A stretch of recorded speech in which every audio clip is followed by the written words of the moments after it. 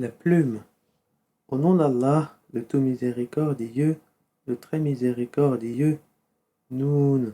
Par la plume et ce qu'ils écrivent, Mohammed n'est pas par la grâce de ton Seigneur impossédé. Il y aura pour toi certes une récompense jamais interrompue, et tu es certes d'une moralité éminente. Tu verras, et ils verront, qui d'entre vous a perdu la raison.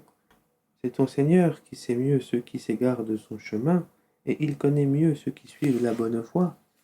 N'obéis pas à ceux qui crient au mensonge, ils aimeraient bien que tu transiges avec eux afin qu'ils transigent avec toi, et n'obéis à aucun grand jureur méprisable, grand diffamateur, grand colporteur de médisance, grand empêcheur du bien, transgresseur, grand pécheur, au cœur dur, et en plus de cela bâtard.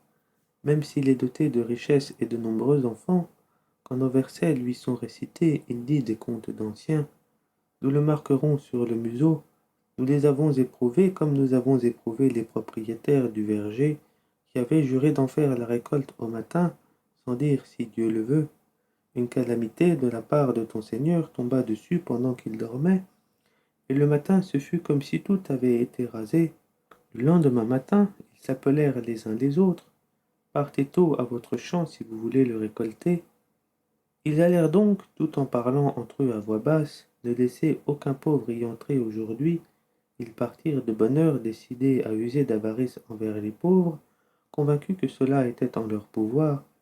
Puis, quand ils le virent, ils dirent vraiment, nous avons perdu notre chemin, ou plutôt nous sommes frustrés. Le plus juste d'entre eux dit, ne vous avais-je pas dit si seulement vous avez rendu gloire à Allah? Ils dirent, gloire à notre Seigneur, oui, nous avons été des injustes. Puis ils s'adressèrent les uns aux autres, se faisant des reproches. Ils dirent, malheur à nous, nous avons été des rebelles. Nous souhaitons que notre Seigneur nous le remplace par quelque chose de meilleur. Nous désirons nous rapprocher de notre Seigneur. Tel fut le châtiment, et le châtiment de l'au-delà est plus grand encore, si seulement ils savaient. Les pieux auront auprès de leur Seigneur les jardins du délice. Traiterons-nous les soumis à Allah à la manière des criminels? Qu'avez-vous? Comment jugez-vous? Ou bien avez-vous un livre dans lequel vous apprenez qu'en vérité vous obtiendrez tout ce que vous désirez? Ou bien est-ce que vous avez obtenu de nous des serments valables jusqu'au jour de la résurrection, nous engageant à vous donner ce que vous décidez? Demande-leur qui d'entre eux en est garant. Ou encore, est-ce qu'ils ont des associés? Eh bien, qu'ils fassent venir leurs associés s'ils sont véridiques. Le jour où ils affronteront les horreurs du jugement, et où ils seront appelés à la prosternation, mais ils ne le pourront pas. Leurs regards seront abaissés, et l'avilissement les couvrira.